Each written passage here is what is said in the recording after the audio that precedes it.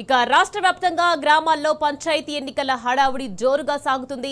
ఇప్పటికే మొదటి విడత ఎన్నికలకు సంబంధించి నామినేషన్ల పర్వం ముగియగా నేడు రెండో విడత ఎన్నికలు జరగనున్న పంచాయతీల్లో నామినేషన్ల ప్రక్రియ మొదలు కానుంది. ఇక రెండో విడతల్లో రాష్ట్ర వ్యాప్తంగా 193 మండలాల్లోని 4333 పంచాయతీలు 38350 వార్డుల్లో ఎన్నికలు జరగనున్నాయి. వీటికి నేటి నుంచి డిసెంబర్ 2 వరకు నామినేషన్లు స్వీకరించి మరుసటి రోజు చెల్లుబాటైన నామినేషన్ల వివరాలు ప్రకటిస్తారు. ఇక డిసెంబర్ 4న అభ్యంతరాలు స్వీకరించి 5న పరిష్కరిస్తారు. ఇక డిసెంబర్ 6న మధ్యాహ్నం 3 గంటలకు నామినేషన్ల ఉపసంహరణ గడువు ముగిసిన తర్వాత పోటీలో ఉన్న అభ్యర్థుల వివరాలను ప్రకటిస్తారు. ఇక డిసెంబర్ 14న ఉదయం 7 గంటల నుంచి మధ్యాహ్నం 1 గంట వరకు పోలింగ్ నిర్వహించి అదే రోజు మధ్యాహ్నం ఓట్లు లెక్కించి ఫలితాలు ప్రకటిస్తారు. పలు పంచాయతీల్లో ఏకగ్రీవ ఎన్నిక కోసం ప్రయత్నాలు జోరుగా జరుగుతున్నాయి.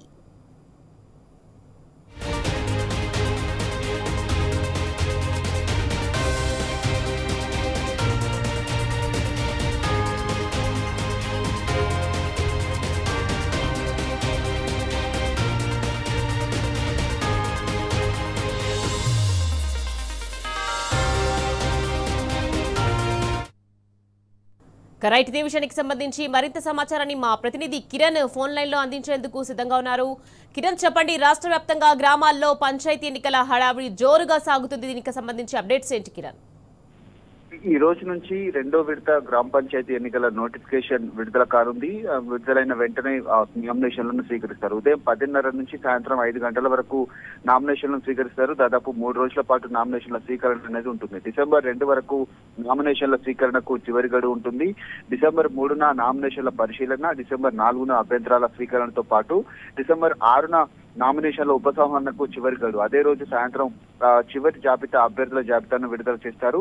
డిసెంబర్ 14న రెండో విడత పోలింగ్ ఉంటుంది. అదే రోజు సాయంత్రం ఫలితాలను ప్రకటిస్తారు. నేటి నుంచి కూడా మొదటి విడత గ్రామ పంచాయతీ సర్పంచ్, వార్డు మెంబర్లకు సంబంధించినటువంటి నామినేషన్ల పరిశీలనను ఈ రోజు నుంచి ఉంటుంది.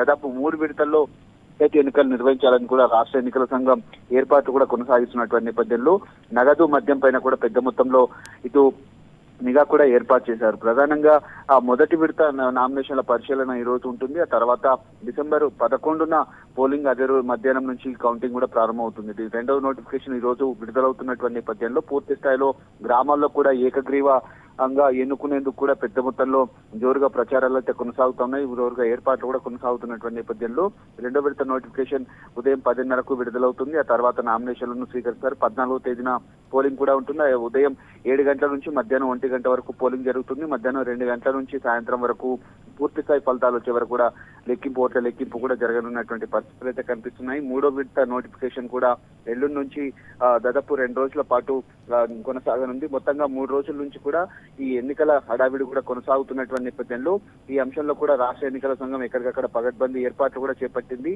మొత్తంగా మూడో ఎన్నికల నోటిఫికేషన్ ఏదైతే ఉందో మొత్తంగా 3వ తేదీ నుంచి కూడా థర్డ్ ఫేజ్ కు సంబంధించినటువంటి నోటిఫికేషన్ కూడా విడుదలవుతుంది. వచ్చే నెల 17న ఈ పోలింగ్ అనేది మూడో విడత నోటిఫికేషన్ అదే రోజు నుంచి కూడా పూర్తి స్థాయిలో ఎన్నికల కోడ్ అనేది కూడా ఎత్తివేయబడుతుంది. Right, thank you Kiran.